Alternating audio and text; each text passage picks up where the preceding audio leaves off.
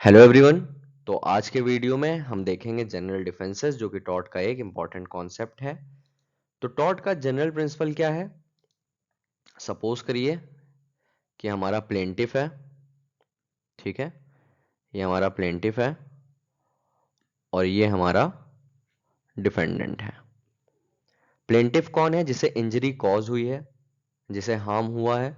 और डिफेंडेंट कौन है? जिसने इंजरी कॉज करी है या जिसने हार्म कॉज किया है। तो जनरल रूल के हिसाब से क्या होता है कि defendant is liable to pay to plaintiff for the injury cost. मतलब कि जो हार्म डिफेंडेंट ने प्लेंटिफ को कॉज करा है उसके लिए डिफेंडेंट क्या करेगा? कॉम्पनसेट करेगा,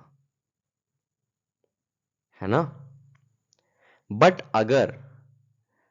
अगर डिफेंडेंट का एक्ट किसी भी डिफेंसेस में फॉल कर जाता है, जो अभी आगे हम देखेंगे, किसी भी अगर जनरल डिफेंसेस में फॉर्म कर जाता है उसका कोई भी एक्शन, तब क्या होगा? तब डिफेंडेंट की लायबिलिटी नहीं है पे करने की। और डिफेंडेंट इस केस में अगर डिफेंडेंट का कोई भी एक्ट डिफेंसेस में फॉल करता है तब ही विल नॉट पे plaintiff, he is not liable. ठीक है। जनरल सिनेरियो क्या था कि अगर प्लेंटिफ को हार्म कॉज हुआ है तो डिफेंडेंट पे करेगा, लेकिन अगर उसका एक्ट कोई सा भी एक्ट है और अगर वो फॉल करता है जनरल डिफेंसेस में तब उसकी लायबिलिटी नहीं है पे करने की। डिफेंसेस हम दो कैटेगरी में देखेंगे, एक आपका स्पेसिफिक डिफेंसेस और एक आपका जनरल डिफेंसेस। तो पहले डिस्कस कर लेते हैं स्पेसिफिक को। फॉर एग्जांपल डिफेमेशन के केस में डिफेंस क्या मिलेगा आपको? Justification of truth, fair comment, privilege. ये डिफेंसेस सिर्फ आपको कब मिलेंगे? जब डिफेमेशन का टॉर्ट कमिट हुआ होगा, और किसी टॉर्ट में ये सब डिफेंसेस नहीं मिलेंगे। क्यों? क्योंकि ये स्पेसिफिक डिफेंसेस हैं। तो ये जो हमारा फेयर कमेंट है, प्रिविलेज है, जस्टिफिकेशन ऑफ ट्रूथ है, ये क्या है? स्पेसिफिक डिफेंसेस है और सिर्फ हमको डिफेमेशन के केस में मिलेंगे और जनरल टॉर्ट्स में या जनरल रॉन्ग में नहीं मिलेंगे।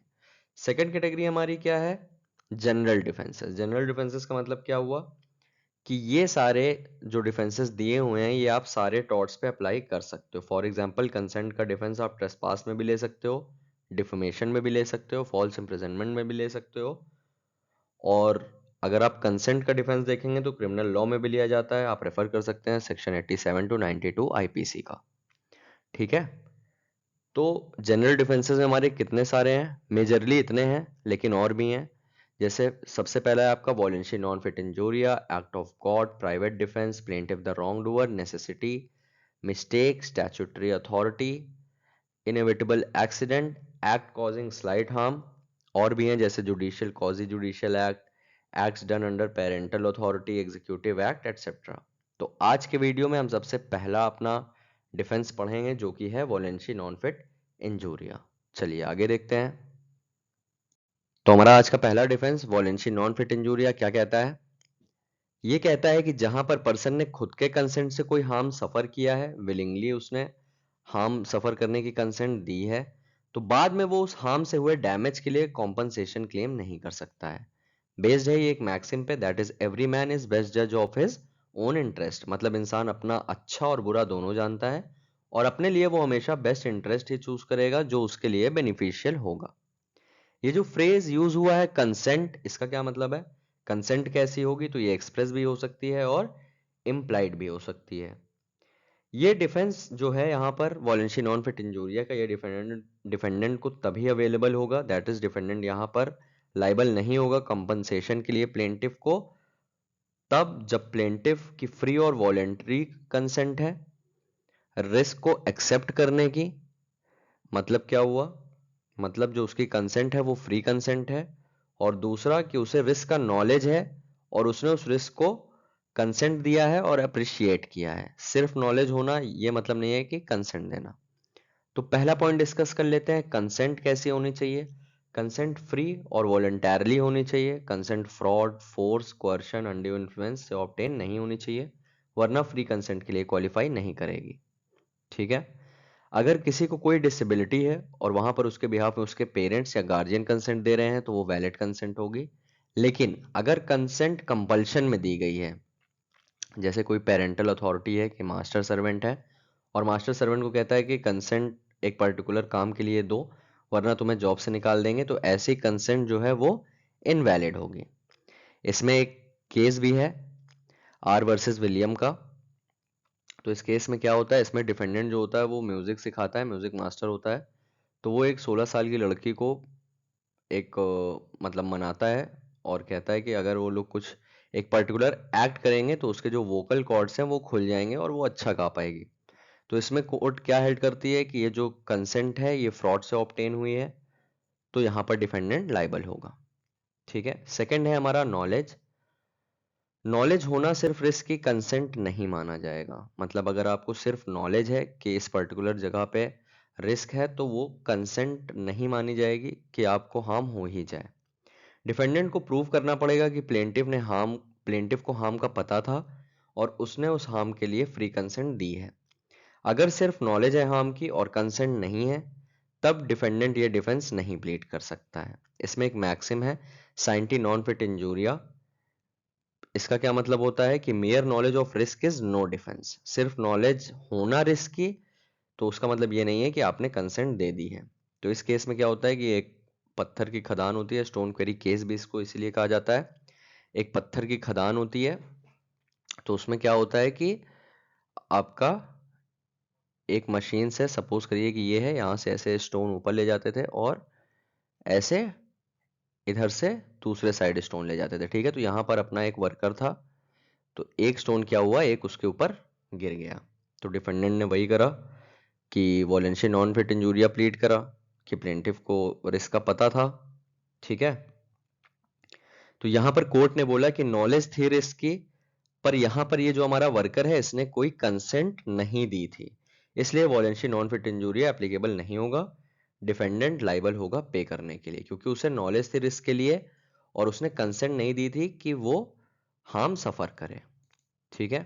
अब केस लॉज देख लेते हैं। इसमें एक केस लॉ है, Hall versus Brookland auto racing club. इसमें क्या होता है, इसमें प्लेंटिफ होता है, कार रेस देखने जाता है, तो दो कार आपस में कोलाइड होती हैं और उसमें से एक कार का कुछ पार्ट या टायर वगैरह या कुछ भी जा करके लग जाता है स्पेक्टेटर को, जो हमारा होता है प्लेंटिफ। तो यहाँ पर क्या होता है, प्लेंटिफ जाता है कंपनसेशन क्लेम करता है कि भाई डिफेंडेंट के एक्ट से उसे चोट लग गई। तो कोर्ट यहाँ पे हेल्ड करती है कि यहाँ पर आपकी इम्प्लाइड कंसेंट थी और वॉलेंशिया नॉन फिट इंजूरिया का प्रिंसिपल अप्लाई होगा, और इस केस में प्लेंटिफ को कोई कंपनसेशन नहीं दिया जाता है। आगे देखते हैं।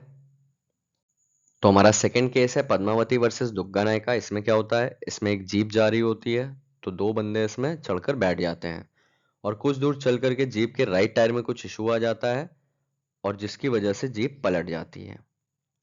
तो जो दो बंदे चढ़ के बैठे रहते हैं उन्हें चोट लग जाती है जीप से। तो वो क्या करते हैं, वो कॉम्पनसेशन क्लेम करते हैं डिफेंडेंट से कि डिफेंडेंट के एक्ट की वजह से उसे चोट लगी है। तो कोर्ट यहाँ पर बोलता है कि वॉलेंशिया नॉन फिट इंजूरिया अप्लाई होगा। क्यों? क्योंकि एक तो ये एक्सीडेंट था जो कि एंटिसिपेट नहीं किया जा सकता था, और सेकेंडली कि जो दो बंदे चढ़े थे जीप में वो अपनी मर्जी से चढ़े थे और वॉलंटरली जाकर के जीप में बैठे थे, उन्हें किसी ने जबरदस्ती नहीं बैठाया था। तो ये जो डॉक्ट्रिन आपने पढ़ा वॉलेंशिया नॉन फिट इंजूरिया का, इसके भी कुछ एक्सेप्शंस हैं। एक्सेप्शंस का मतलब क्या हुआ, दैट इज कि यहाँ पर प्लेंटिफ को रिस्क का नॉलेज था और उसने जो अपनी कंसेंट दी वो एक्सप्रेसली या इम्प्लाइडली दी और रिस्क लिया, तब भी डिफेंडेंट जो है वो लाइबल होगा कॉम्पनसेशन पे करने के लिए। तो इसमें पहला है हमारा रेस्क्यू केसेस, जब कोई इंसान रिस्क लेता है किसी को बचाने के लिए इमिनेंट थ्रेट से। इसमें केस है हाइंस वर्सेस हार्वुड का। इसमें क्या होता है कि डिफेंडेंट जो है वो हॉर्स वैन छोड़ देता है अनअटेंडेड, कोई नहीं होता है अटेंड करने के लिए, और कोई पत्थर मार देता है, तो वो हॉर्स वैन जो होती है, हॉर्सेस जो होते हैं वो दौड़ने लग जाते हैं। तो सामने एक औरत होती है और एक बच्चा होता है जिन्हें एक एमिनेंट थ्रेट होता है हॉर्स वैन से कि उनको चोट लग जाएगी या कुछ इंजरीज आ जाएंगी। तो वहीं पर एक कांस्टेबल होता है, वो देख लेता है और किसी तरह बचा लेता है और घोड़ों को रोक लेता है, हॉर्स वैन रोक लेता है, और जो वुमेन होती है और जो चाइल्ड होता है वो बच जाते हैं। तो यहाँ पर डिफेंडेंट बोलता है कि भाई जो हमारा प्लेंटिफ है उसने खुद कंसेंट दी है रिस्क लेने के लिए। तो यहाँ पर कोर्ट बोलता है कि यहाँ पर वॉलेंशिया नॉन फिट इंजूरिया नहीं अप्लाई होगा, और भले ही उसने खुद रिस्क लिया है बट उसने किसी को बचाने के लिए रिस्क लिया है। है ना, एमिनेंट थ्रेट था, किसी के लाइफ को डेंजर था। तो ऐसे केसेस में जहां पर एमिनेंट थ्रेट होगा और वहां पर कोई बचाने के लिए अगर खुद हार्म या इंजरी सफर करता है तो उस केस में डिफेंडेंट लायबल होगा पे करने के लिए। सेकंड है हमारा ब्रीच ऑफ स्टैट्यूटरी ड्यूटी। इसका मतलब क्या हुआ कि अगर किसी को इंजरी कॉज हुई है डिफेंडेंट के ड्यूटी ना करने से, तो defendant voluntary non fit injuria plead नहीं कर सकता है। मतलब कोई ड्यूटी थी जो कास्ट की गई थी डिफेंडेंट पे, और अगर वो उसे ओमिट कर देता है तब वो वॉलेंटरी नॉन फिट इंजूरिया को इन्वोक नहीं कर सकता है। और थर्ड है हमारा नेग्लिजेंस। मतलब कि अगर प्लेंटिफ कोई हार्म ले रहा है तो ये माना जाएगा कि डिफेंडेंट नेग्लिजेंट ना हो। फॉर एग्जांपल, अगर आप डॉक्टर के पास जाते हैं ऑपरेशन कराने के लिए और अगर डॉक्टर नेग्लिजेंट है जिसकी वजह से आपकी डेथ हो जाती है, तो वो वॉलेंटरी नॉन फिट इंजूरिया का डिफेंस नहीं ले सकता है। ठीक है, तो इसमें इतना ही था। आगे मिलते हैं अगले वीडियो में।